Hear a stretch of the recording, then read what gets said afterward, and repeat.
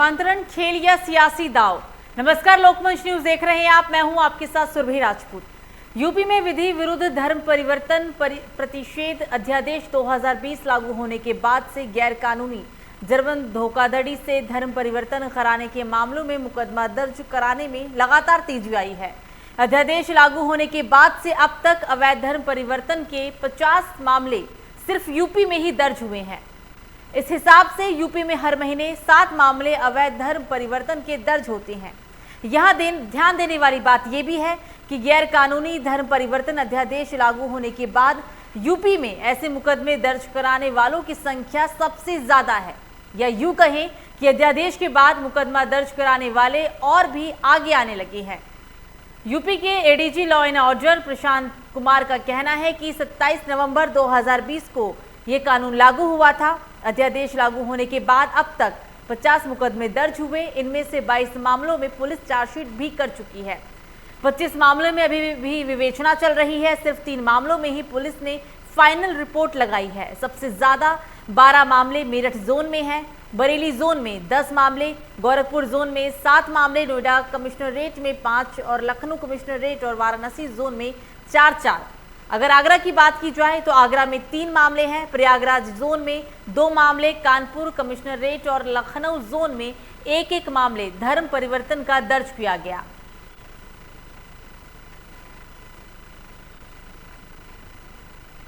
और इसी पर आज हम चर्चा करने वाले हैं। हमारे साथ इस पर चर्चा करने के लिए हमारे साथ जुड़ेंगे हमारे मेहमानों से आपको रूबरू करा देते हैं। हमारे साथ होंगे मानस नेता बीजेपी, तेजिंदर सिंह बग्गा समाजवादी पार्टी सुल्तानपुर, रणवीर सिंह नेता कांग्रेस। आप तीनों का ही बहुत बहुत स्वागत है लोकमंच न्यूज में। सर नमस्कार सुरभि जी। नमस्कार जी। मानस जी, धर्म परिवर्तन के लगातार मामले बढ़े हैं, क्या कहेंगे इसे? सुरभि जी, ये मामले हो पहले भी थे, पिछली सरकारों में भी थे और अभी भी हैं, लेकिन अभी ये सामने इसलिए आने लग गए हैं क्योंकि हमारी सरकार ने ऐसा एक कानून बनाया जिससे जो गरीब, जो इससे प्रताड़ित हैं, जो आसपास के लोग इससे पीड़ित हैं, वो अपनी आवाज सरकार तक पहुंचा सके। और इस कानून के बनने के बाद इसीलिए इसमें जो है इतने मामले सामने आ रहे हैं। आदमी पढ़ा लिखा है, लोग पढ़े लिखे हैं उत्तर प्रदेश के, वो किसी भी प्रकार का दबाव अपने ऊपर नहीं रखना चाहते। जैसे ही उनपे कोई दबाव बनाता है वो तुरंत जाके इस पे एफआईआर करा के मुकदमा दर्ज कराते हैं और इसीलिए आंकड़ों में ये आंकड़े बढ़ रहे हैं और मामले सामने आ रहे हैं। लेकिन विपक्ष तो ये भी कहती है ना सर कि ये सिर्फ एक चुनावी मुद्दा है, चुनावी मुद्दा नहीं है ये। देखिए सुरभि जी, बड़ी विडंबना है इस देश की कि कोई कानून बनता है तो उसको हिंदुओं से रिलेट कर दिया जाता है। ये कानून सभी के लिए बना है ना, ये कानून तो सभी के लिए हमारी सरकार ने बनाया है। अगर इनका ऐसा कहना है कि ये सिर्फ चुनावी सियासी मुद्दा है तो आप एक आधा मामला ऐसा दिखाइए जिसमें किसी अन्य धर्म से उसको हिंदू धर्म में जबरदस्ती लाया जा रहा हो, उत्तर प्रदेश में जबरदस्ती दबाव बनाया जा रहा हो, मैं उस पर कार्रवाई करवाऊंगा। मैं आपके मंच से ये बात कहना चाहता हूं, आपके चैनल से ये बात कहना चाहता हूं कि यदि कोई मामला ऐसा आता है तो उस पर कार्रवाई मैं कराऊंगा, सबसे आगे खड़ा होकर उसकी लड़ाई मैं लड़ूंगा। लेकिन ये इस देश की विडंबना है कि विपक्ष सच्चाई को छुपाता है और भ्रम फैलाने का काम करता है। मतलब सरकार सच्चाई को उजागर कर रही है। तेजिंदर जी कुछ कहना चाह रहे हैं, बोलिए सर। स्वागत है लोकमंच न्यूज में, बताएं।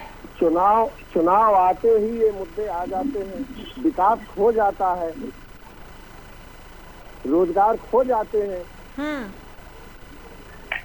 बताइए। लेकिन सर अभी जिन 2 मौलाओं की गिरफ्तारी हुई उस पर विपक्ष ने क्यों कुछ नहीं कहा?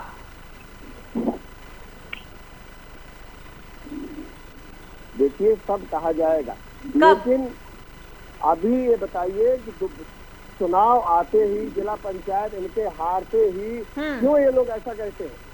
क्यों अपना सब पोल खुल जाती है? कहाँ जाती हैं 2 करोड़ नौकरियां? कहाँ जाता है सब?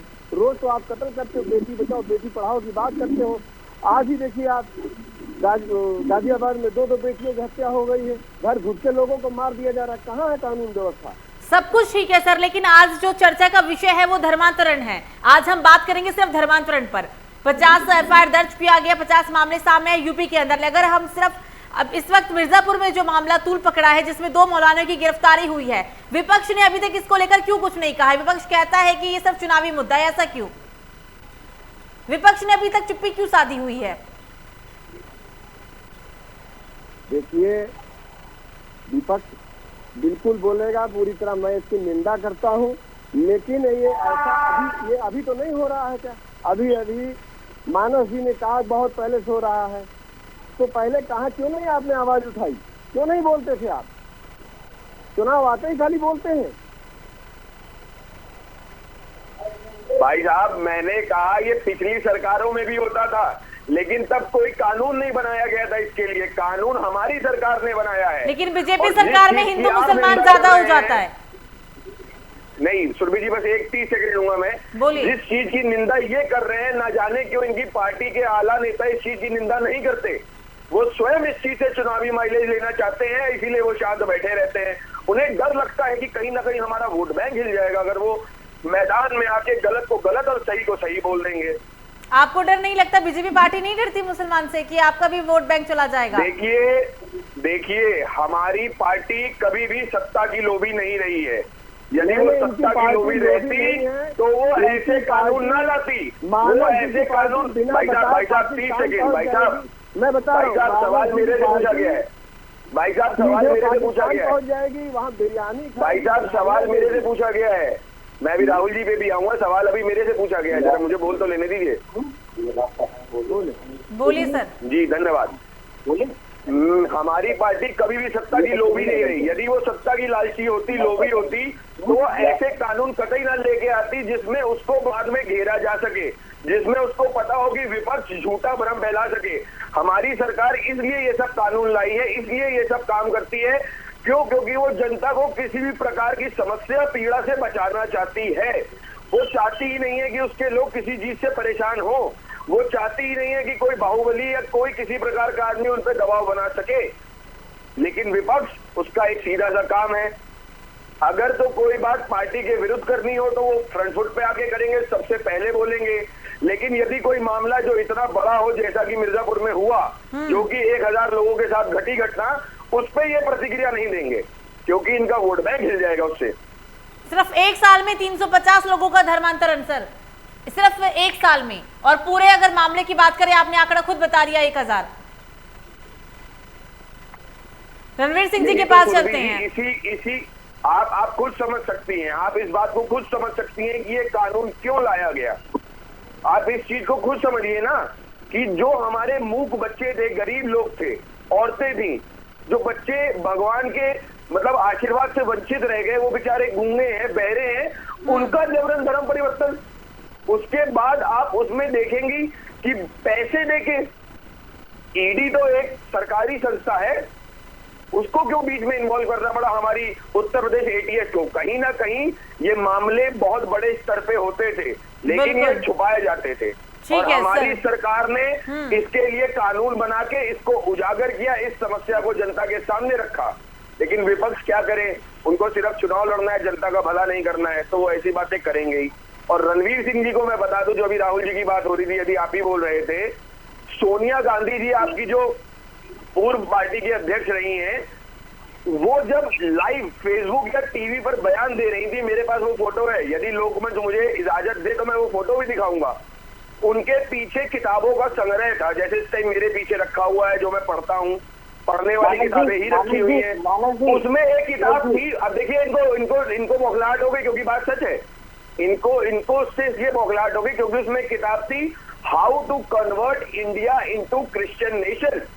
मेरे पास वो फोटो है। अब आप इतने बड़े पैमाने पे अगर शुरू करेंगे, इतने बड़े पैमाने पे बैठे हुए हैं, तो भाई साहब हम आपसे लड़ नहीं सकते, हम कानूनी बना सकते हैं, हम सरकारी तरीके से आगे बढ़ते हैं। यदि सुरभि जी आप इजाजत दें तो मैं वो फोटो आपको अभी दिखा सकता हूँ। दिखा दीजिएगा, लेकिन अभी पहले हम रणवीर सिंह जी की भी सुन लेते हैं। सर कुछ कह रहे थे, बोलिए सर। जी बिल्कुल, बोलिए। मानस जी, जैसा भी आपने कहा कि भारत में लोग शिक्षित लोग हैं, अब वो खुद से बोलने लगे हैं, और जैसे ही उनके धर्मांतरण की बात आती है तो वो बोल देते हैं, है ना। आपने ऐसा कहा मानस जी थोड़ा सा डाटा देख लीजिएगा, लिटरेसी और इलिटरेसी का देख लीजिएगा डाटा। पहले कितने लोग इलिटरेट हुए करते थे और अभी कितना लिटरेसी है, पहली चीज। दूसरी देखिए चीज भटक गई है, अभी मैं आपको इसमें भी बताता हूँ, परेशान ना होइए। दूसरी चीज सुन लीजिए, दूसरी चीज सुनिए पहले नहीं भी।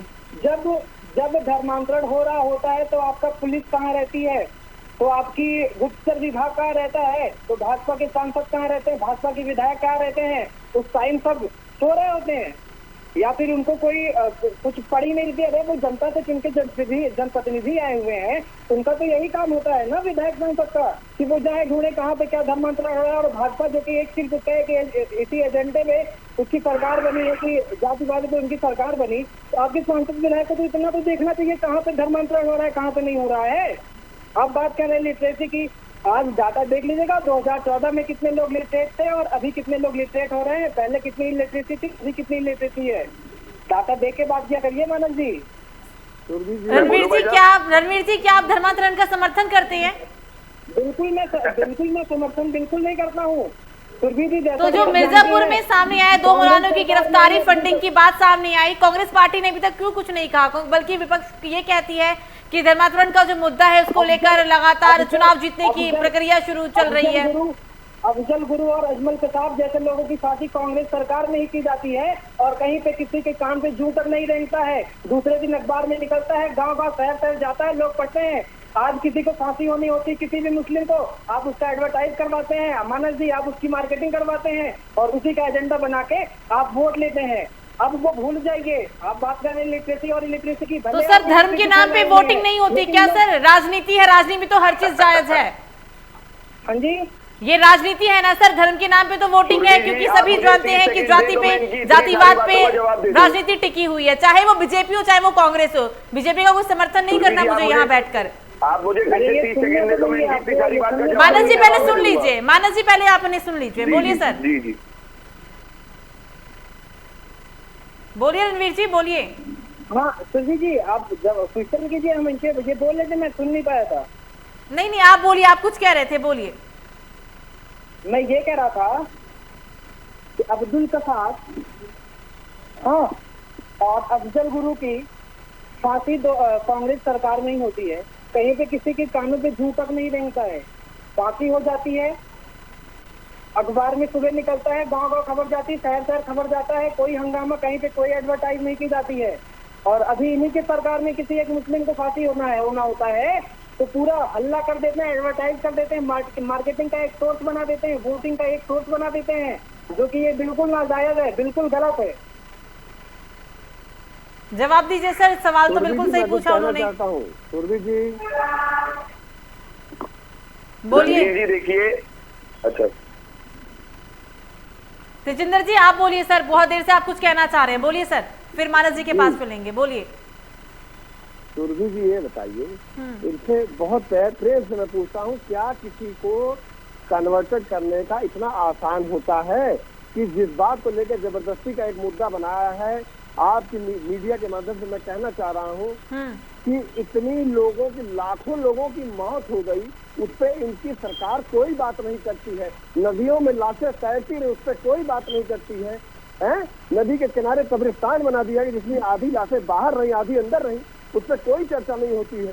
काला धन वापस नहीं आता है, ये असली आज की बातें बताते हैं, उस मुद्दे पे क्यों नहीं चर्चा करते हैं नरेंद्र मोदी जी, क्यों नहीं मीडिया का सामना करते हैं? और फिर जब धर्मांतरण हो रहा होता है तो आपकी ईडी, आपकी पुलिस, आपका गुप्तचर विभाग, आपके सांसद, आपके विधायक कहाँ होते हैं? वो सो रहे होते हैं, वो सो रहे होते हैं मानस जी। आप तो, आपके विधायक, आपके सांसद जनप्रतिनिधि होते हैं और आपकी सरकार इसी पे ना सरकार बनाई थी हिंदू मुस्लिम करके कि अब कोई भी हिंदू मुस्लिम में धर्मांतरण नहीं कराएगा। रणवीर जी आप काफी समय से बोल रहे हैं, अब मेरी बात, अब मैं बोलूंगा आप सुनेंगे, अब आप सुनिए, अब आप सुनिए, रणवीर जी सुनिए, सुरभि जी इनसे कहिए कि मुझे 30 सेकंड दें, इनकी बातें बहुत। आप मिनट लीजिएगा सर, 30 सेकंड नहीं, आप पूरा मिनट लीजिएगा, बोलिए। मानस जी आपको सुन लेते हैं, बोलिए सर। पहले तो रणवीर जी का जवाब जो उन्होंने बोला कि सांसद, जनप्रतिनिधि, विधायक कहाँ रहते हैं। सांसद, जनप्रतिनिधि, विधायक, आप शायद कभी किसी प्रशासनिक काम में आए नहीं। सांसद, जनप्रतिनिधि और विधायकों का काम है लोगों की समस्याएं सुनना। और ये जो धर्म परिवर्तन होते हैं ना, ये बहुत बड़े पोस्टर चिपका के, ये बहुत बड़े कैंप ऑर्गेनाइज करके नहीं होते भाई साहब, ये बंद कमरों में, ये जैसे अभी आपके सामने 1000 का मामला आया ना, ये ऐसी छुपी जगहों पे होते हैं। जिसकी खबर आपके और हमारे जैसा कोई आदमी प्रशासन को जाके देता है और एफआईआर लिखाता है, तभी प्रशासन उस पर कार्रवाई करता है। और रही बात ईडी और सीबीआई, रणवीर जी सुन लीजिए, रणवीर जी सुन लीजिए, रणवीर जी सुन लीजिए, रणवीर जी सुनिए, रणवीर जी सुनिए, रणवीर जी सुनने की क्षमता रखिए, रणवीर जी सुनने की क्षमता रखिए, रणवीर जी सुनने की क्षमता। रणवीर जी सुन लीजिए सर, आपकी भी सुन लेंगे सर। सर जवाब सुन लीजिए, फिर आप दोनों के पास ही आएंगे। इस तरीके से कोई निष्कर्ष नहीं निकलता। आप मुद्दे से भाग क्यों रहे हैं? आप मुद्दे से क्यों भाग रहे हैं? आपने अभी तक जवाब नहीं दिया। सोनिया गांधी के पीछे वो किताब क्या कर रही थी? आपने अभी तक मुझे जवाब नहीं दिया। आपने अभी तक मुझे जवाब नहीं दिया। ये सोनिया गांधी के पीछे किताब क्या कर रही थी? कह रहे हैं कि आपकी सरकार आप इस चीज का जवाब नहीं दे पाए, और जब मैं आपको जवाब दे रहा हूँ तो आप बार बार बीच में बोल रहे हैं। जवाब सुनने की तो क्षमता रखिए भाई साहब, जवाब सुनने की तो क्षमता रखिए भाई साहब, जवाब सुनने की तो क्षमता रखिए। आपके पास तो एक ही काम है, हिंदू मुस्लिम करवाना। सुरभि जी मैं माफी चाहूंगा, इस तरीके से यहाँ कोई बाजार नहीं लगा है जिस तरीके से बार बार बीच में बोल रहे हैं। 100% फेल है। रणवीर जी सुन लीजिए, सर सुन लीजिए, सर सुन लीजिए, जवाब यही देंगे क्योंकि जवाब ना समाजवादी पार्टी देगी ना आप दे पाएंगे, क्योंकि सरकार इन्हीं की है, इनसे ही जवाब लेना है। जवाब सुन लीजिए फिर पूछिएगा। जवाब ये देते हैं। बहुत बहुत धन्यवाद सुरभि जी। अब रणवीर जी सर जवाब सुन लीजिए फिर दोबारा पूछिएगा। अब रणवीर जी सुन तो लीजिए, एक बार सुन लीजिए, एक मिनट के लिए नहीं बोलने दीजिए, सुन लीजिए, एक मिनट के लिए बोलने दीजिए सर, क्योंकि ऐसे बहस का कोई फायदा नहीं है सर, तीनों बोलेंगे कुछ फायदा नहीं होगा। मैं सुरभि जी एकदम शांत हूँ, इनको आप पूरा समय दीजिए, मैं फिर एक करके इनका क्लियर करूंगा। सवाल पूछ लीजिए, जवाब इनसे बाद में ले लेंगे। सवाल पूछ लीजिए आप कह रहे हैं कि हमारे सांसद हमारे विधायकों का काम ये नहीं होता है कि वो जाके देखे कहाँ पे धर्मांतरण हो रहा है। बिल्कुल मैंने ये नहीं कहा। आप फिर भ्रम फैला रहे हैं, आप फिर भ्रम फैला रहे हैं। पहले अपने सवाल को सही करिए। आप भ्रम फैला रहे हैं, आप भ्रम फैलाने का काम कर रहे हैं। बिल्कुल गलत, बिल्कुल गलत रणवीर जी। उन्होंने ये कहा था कि गुप्त तरीके से होता है, गुप्त तरीके से, सवाल सही करिए। गुप्त तरीका बोला था सर उन्होंने। आप मेरी स्टेटमेंट को गलत बता रहे हैं रणवीर जी, आप मेरी स्टेटमेंट को गलत बता रहे हैं भाई साहब। अब आप मेरी सुन लीजिए। सांसद विधायक और इन सबका मैंने आपको बताया। अब ईडी की बात है तो ईडी को जैसे ही मामले की भनक लगी, हमारी यूपी पुलिस ने उनको जैसे ही चिट्ठी भेजी तो ईडी। अच्छा आप मुझे एक बात बताइए, अब आपका ये कहना है कि ईडी के आला अधिकारी गली गली घूमे, आप ये नहीं कहेंगे कि धर्म परिवर्तन गलत है, धर्मांतरण गलत है। आपका ये कहना है कि वो गली गली घूमे और मदरसों में और मंदिरों में जाके चेक करें कि धर्म परिवर्तन धर्मांतरण कहाँ चल रहा है। आपकी पुलिस कहाँ है? पुलिस ही तो कार्य कर रही है भाई साहब। आप जाइए और लोकमत चैनल के माध्यम से न्यूज दोबारा पढ़ के आइए। ADG law and order Prashant ji ही काम कर रहे हैं, ADG law and order Prashant ji ही काम कर रहे हैं। और अब आपसे मेरा एक सवाल है, अभी तेजिंदर जी की बात का भी जवाब देना है मुझे। आपने अभी तक वो किताब क्यों पीछे रखी गई थी ये नहीं बताया, ठीक है। दूसरी चीज जो आप बोल रहे हैं, क्या धर्मांतरण इतना आसान है? बिल्कुल नहीं, लेकिन उसके बावजूद सुनिए, सुनने का तो रखिए, सुनने का तो रखिए। मैंने आपके 8 सवाल सुने, आप मेरे 2 तो सुनिए। किताब वाला हो चुका। धर्मांतरण इतना आसान नहीं है, उसके बावजूद इतने बड़ा अपराध किया जा रहा है।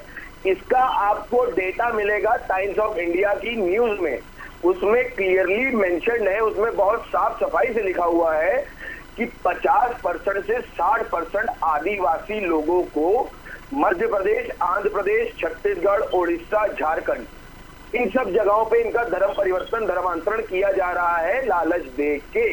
अब तेजिंदर जी की बात, जो इन्होंने कोविड और लाशों और इन सब की बात करी, भाई साहब देखिए, आप शायद सत्ता में नहीं है और आपको शायद बौखलाहट मची हुई है कि हम इनको कैसे गिरे। जिस दिन कोविड का मुद्दा होगा ना, आप सामने बैठिएगा, 1 to 1 बैठिएगा, आप क्लियर करूंगा। और रही बात कोविड की तो सुनिए, अब कोविड में भी सुनिए, कोविड में भी सुनिए तेजिंदर जी एक महामारी है, इसमें भारत ही वर्ष नहीं, अमेरिका में भी बहुत लोग मरे हैं।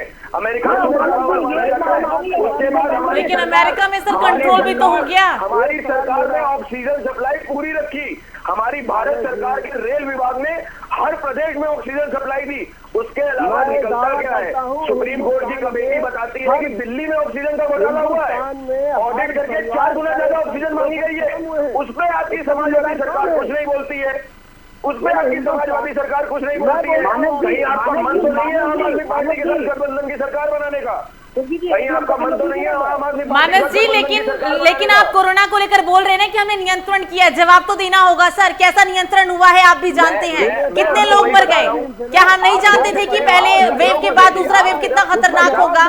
नियंत्रण हमने तब किया जब अपनी मर्जी से लोग मरे हैं, लाखों लोग मरे हैं। अस्पतालों की क्या व्यवस्थाएं थी आप जानते हैं। कोरोना के मुद्दे से आप नहीं हट पाएंगे, पीछे नहीं हट पाएंगे इस बात से। मैं आपके चैनल के माध्यम से बताना चाहूंगा, कोविड के बारे में सरकार ने लगातार प्रोटोकॉल बनाए हुए थे, उसके बावजूद लोगों ने होली जैसे त्योहार को बढ़ चढ़कर मनाया।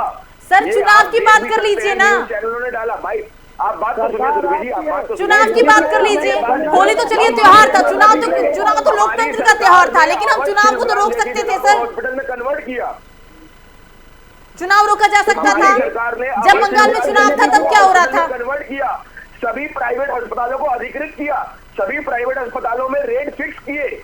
बाद में, बहुत बाद में, जब हमारे हाथ में स्थिति नहीं थी, बाद में, जब पूरे दुनिया में तू हो गई भारत की, उसके बाद, बहुत बाद में। एक दिन में लखनऊ में कितने मामले आ रहे थे सुरभि जी? यदि आपके घर में विवाह है और एकाएक करके 500 1000 गेस्ट आ जाएंगे तो अरेंजमेंट करने में कुछ तो समय लगेगा ना। क्यों हुआ सर, ऐसा क्यों हुआ? रोजाना टीम 11 के साथ बैठक होती थी, टीम 11 की बैठक में क्या निष्कर्ष निकला था? एक भी IAS, एक भी IPS यूपी का नहीं बचा जो कोविड पॉजिटिव ना हुआ हो। हाँ, सुरभि जी को तो बोल लेने दीजिए। एक सवाल का जवाब देंगे क्या? बिल्कुल। हाँ, कोविड टाइम था, एक बहुत बड़ा पेंडेमिक था, इनविजिबल था, किसी को नहीं पता था कि ऐसी पेंडेमिक है भी क्या। कोविड नाम का किसी को बिल्कुल कुछ भी जरा भी नहीं पता था। आया 1 साल 6 महीने तक रहा, लोगों को आकाश किया, गाँव तक पहुंचा। ठीक है, आप 1 साल तक कुछ नहीं किए, कोई बात नहीं। उसके बाद आप गलत बोल रहे हैं। 8 महीने का समय था। पहली लहर में हमारे देश में कोरोना इतना फैला ही नहीं था। पहली लहर में हमारे देश में कोरोना इतना फैला ही नहीं था। क्यों? क्योंकि पहले ही लॉकडाउन था, हम सब सजग थे और हमारी सरकार ने उसमें काम किया। आप ये मत बोलिए, कि हमारी सरकार ने उसमें कुछ नहीं किया। आप सीधा आरोप लगा रहे हैं। तर्कों के साथ लगाइए भाई साहब, तर्कों के साथ लगाइए। आज की समाजवादी सरकार ने विपक्ष में रहते हुए या कांग्रेस ने विपक्ष में रहते हुए क्या किया? हमारी सरकार तो उसने लॉकडाउन लगाया, उसने गरीबों के लिए योजना चलाई, उसने श्रमिकों के लिए योजना चलाई, उन्होंने राशन बांटने का काम किया। हमारी पार्टी के कार्यकर्ताओं ने लोगों के घर घर जाके राशन दिया है।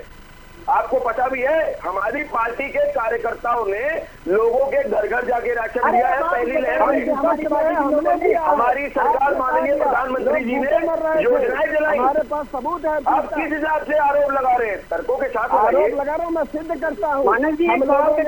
सर तेजिंदर जी की सुन लेते हैं। रणवीर जी और मानस जी, आप पहले एक सवाल उनसे भी पूछ लीजिए, कुछ कहना चाह रहे हैं बहुत देर से। सर आप दोनों से निवेदन है, अब पहले आप हम तेजिंदर जी को सुनेंगे। बोलिए सर, आप बोलिए जी। कोविड आया कैसे? नमस्ते ट्रंप किया क्यों? दीवालों के पीछे आपने गरीबों को छुपा दिया। इतनी दीवालें आपने खड़ी कर दी कि उसमें आप कितना इलाज करा सकते थे, कोविड के कितने टीके लगवा सकते थे। आपने पैसे को नाजायज फायदा कि हिंदुस्तान के रुपया को इन्होंने बर्बाद कर दिया। जवाब सुन लेते हैं, बोलिए सर। अब बोलिए, जवाब दीजिए। स्वास्थ्य बजट के लिए आपकी सरकार के पास कितने रुपए आए, कुछ उसका हिसाब है आपके पास? जवाब दीजिए। रणवीर जी एक बात बताओ, आर्थिक मुद्दे पे सुनिए तो मेरी बात सुनिए। आप सुनने की क्षमता है। रणवीर जी सुन लीजिए सर, सवाल पूछेंगे जवाब कौन देगा? मैं थोड़ी ना दूंगी जवाब, बैठ के उनके सुन लेते हैं। बोलिए सर, मानस जी बोलिए। जी, आज मुद्दा धर्मांतरण का था, हम उससे बिल्कुल भटके, मैं स्वयं भटका, लेकिन अब आप उस पर सुनिए। जब कभी आर्थिक मुद्दा आप लेके आएंगे, महंगाई या कुछ भी, हम उस पर पुनः बैठेंगे। और जो बात आपने की नमस्ते ट्रंप जैसे कार्यक्रम की, जो इतना भव्य इतना विशाल हुआ और जिसपे आप सिर्फ आरोप लगा रहे हैं, क्यों? क्योंकि उससे भारत को अंतर्राष्ट्रीय स्तर पे एक मुकाम मिला।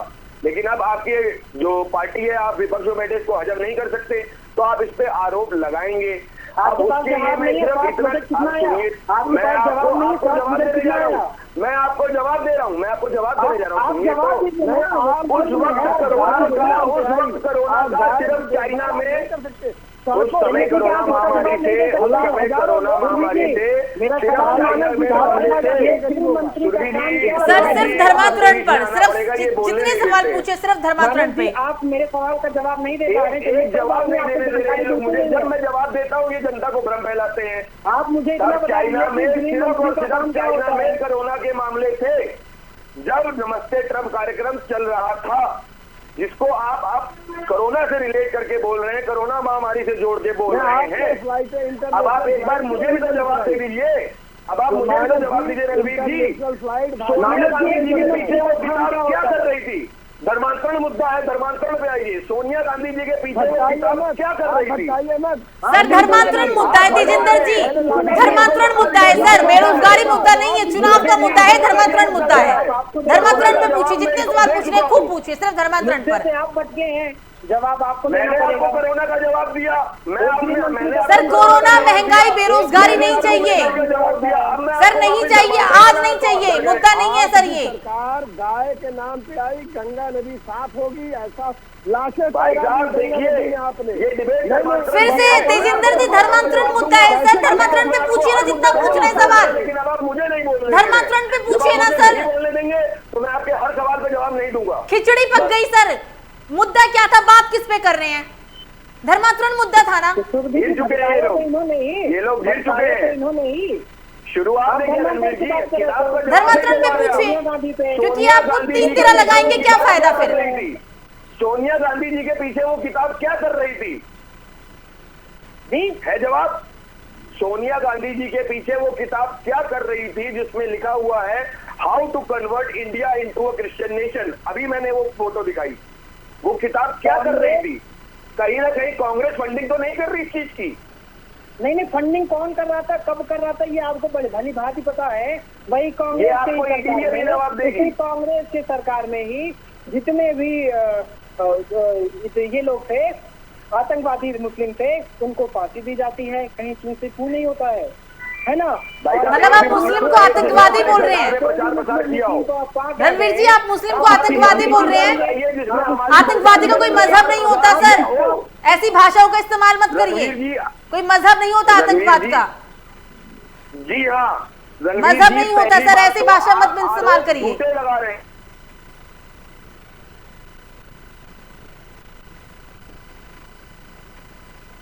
आवाज नहीं आ रही है मानस जी, आपकी आवाज नहीं आ रही है हम तक।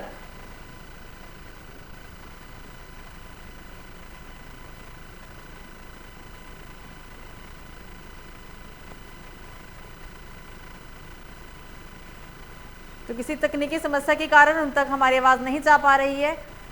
हमारे साथ बीजेपी नेता, समाजवादी पार्टी के नेता और कांग्रेस नेता जुड़े थे, जिस पर हमने बातचीत की। धर्मांतरण को लेकर ये पूरी बातचीत थी, क्योंकि जिस तरीके से यूपी में विधि विरुद्ध धर्म परिवर्तन प्रतिषेध अध्यादेश 2020 लागू होने के बाद लगातार गैर कानूनी जबरन धोखाधड़ी से धर्म परिवर्तन कराने के मामलों में लगातार वृद्धि आई है। सिर्फ यूपी के ही अंदर 50 मामले दर्ज किए गए हैं। इस हिसाब से यूपी में हर महीने 7 मामले अवैध धर्म परिवर्तन के होते हैं। यहाँ ध्यान देने वाली बात यह है कि गैर कानूनी धर्म परिवर्तन अध्यादेश लागू होने के बाद यूपी में ऐसे मुकदमे दर्ज कराने वालों की संख्या लगातार बढ़ रही है। हालांकि अभी मिर्जापुर में 2 मौलानाओं की गिरफ्तारी भी हुई। आरोप है कि विदेश से फंडिंग की जा रही थी। पिछले 1 साल में 1000 लोगों का अभी तक 1000 लोगों का धर्म परिवर्तन किया गया। सिर्फ 1 साल के ही अंदर 350 लोगों का धर्म परिवर्तन किया गया है।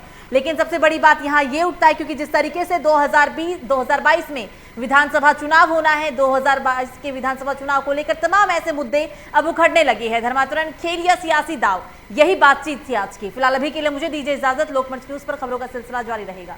नमस्कार।